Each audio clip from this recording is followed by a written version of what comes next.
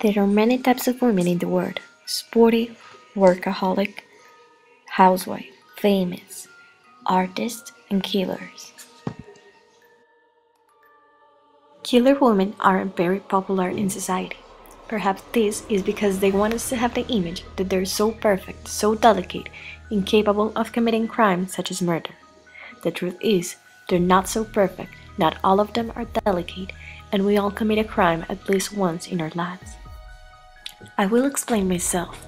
You're driving at night and you're the only car in the street because it's very late, and there's a red light. You won't hurt anybody, and probably no one will notice if you cross it. There. Crime. Some of us commit worse crimes. Some of us like blood. Some of us like to look in the eyes of a person when life is leaving their bodies. How far will these women get? Diane Downs, May 19, 1983, around 10 p.m. Single mother Elizabeth Diane Downs pulled over on the side of a quiet road near Springfield, Oregon. She shot her 3 children multiple times, then she shot herself in the arm and drove to the Mackenzie Wilmette Hospital, where the staff found one of her children dead and the rest barely alive. Diane told everyone that she and the children were attacked by a bushy-haired man and that he shot them. But the blood spatters in the car did not match her version of what happened, and it was also discovered that she failed to admit owning a .22 caliber handgun, which was the same type used at the crime scene. She was convicted in 1984 and sentenced to life prison. She is now 57.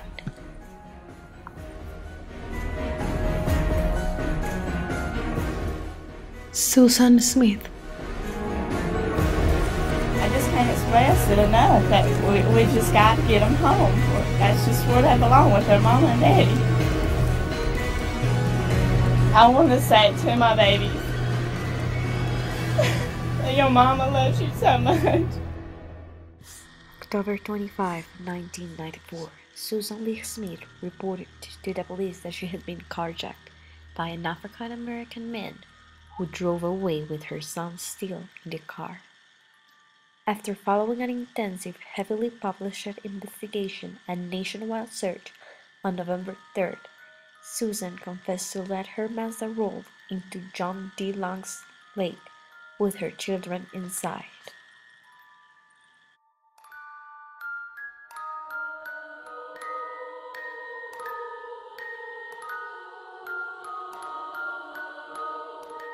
The reason? Susan had always wanted to be rich, and she had started seeing the town's millionaire, Tom Finn. One day he ended their relationship and sent her a letter telling her that he could really fall for her, but he wasn't interested in raising children and that he didn't want them around.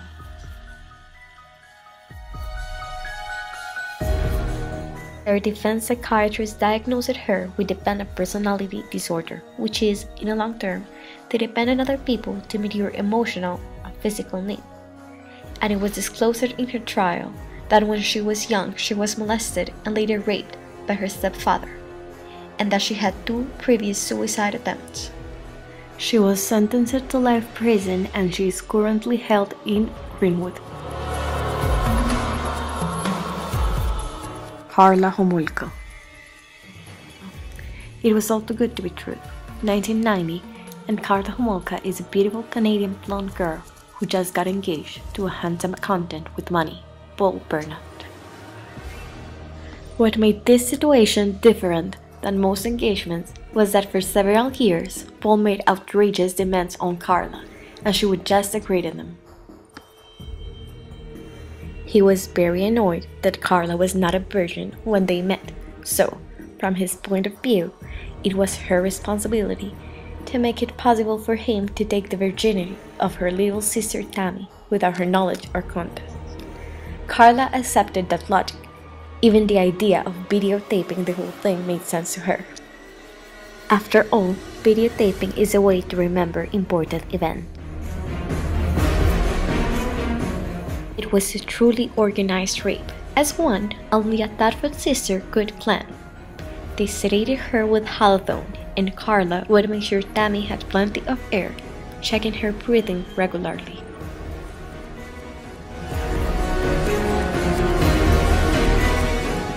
Suddenly, Tammy threw up. She wasn't supposed to eat before the event, but Carla knew what to do. After all, she worked on a veterinary clinic. She held her sister upside down and tried to clear her throat. Only Tammy's throat didn't clear, and she shocked to death. Their desperate attempts to revive her failed, and everybody was led to believe that Tammy had died from accidentally shocking on her vomit.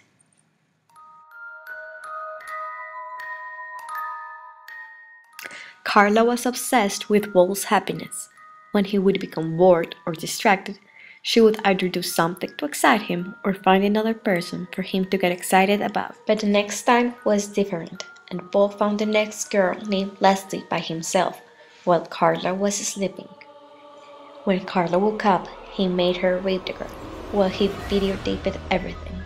She died, and they dismembered the body and left it in a nearby river. They did the same thing to another girl named Kristen after that.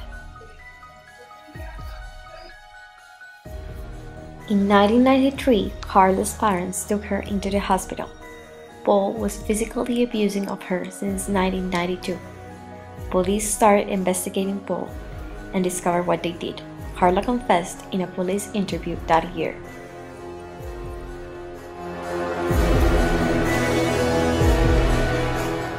Carla blamed everything on Paul. She testified against him and said he forced her to do what she did. She wasn't charged for murder, but for manslaughter, which means to kill in a manner considered by law less culpable than murder. She wasn't charged for sex assault, as Paul was. She was sentenced to 12 years of imprisonment. It was discovered that Paul had been raping women since 1987, and he was sentenced to life prison.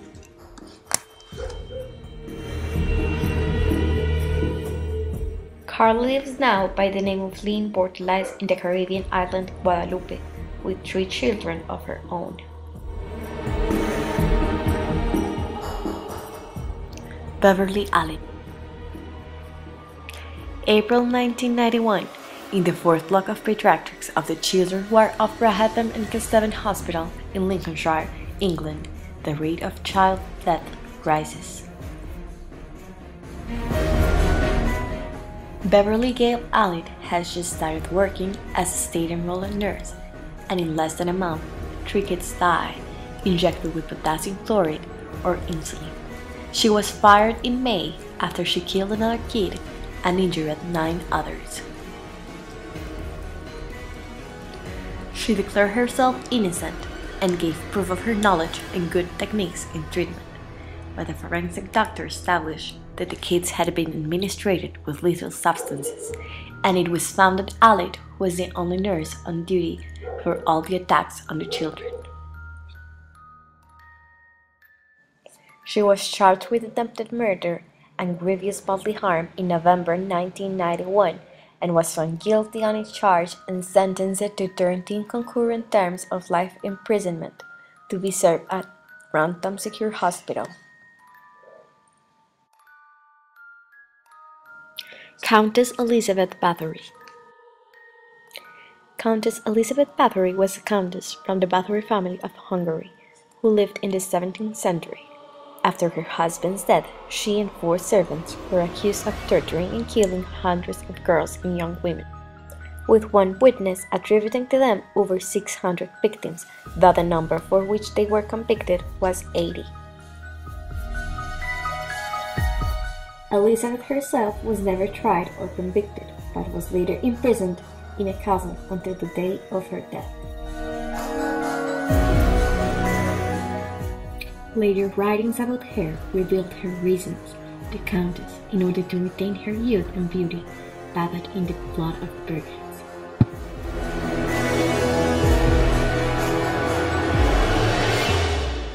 Belle Sorensen Candace. Belle Gannes was born in 1859 in Norway, where she lived until she was 24 and moved to Chicago. She got married to Matt Sorensen not long after that and had 3 children. They opened a confectionery store. The business wasn't successful, and within a year, the shop mysteriously burned down. With the money from the insurance, they bought another home. Then they started to have economic problems, and Matt mysteriously died. With the money from his life insurance, Belle bought a farm and moved to Indiana, where she met Peter Gannes, her second husband. Peter did not live much after married, and he died when he accidentally fell from the stairs of the bar. After receiving his life insurance, Belle decided to look for another husband. She posted in the newspaper that she was a young, beautiful and rich widow looking for a new husband. From the replies she got, she chose a few and replied the same letter to all, asking the men to pay in order to marry her. No one ever knew how many men arrived to her house with the money, but none of them lived after that. It's believed that she killed over 42 people.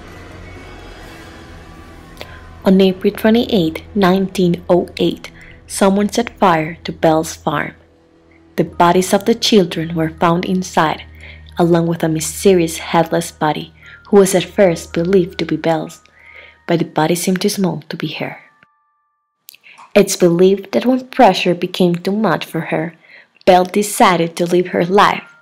She set the fire, left the headless body of another woman behind to make sure the police think she had died.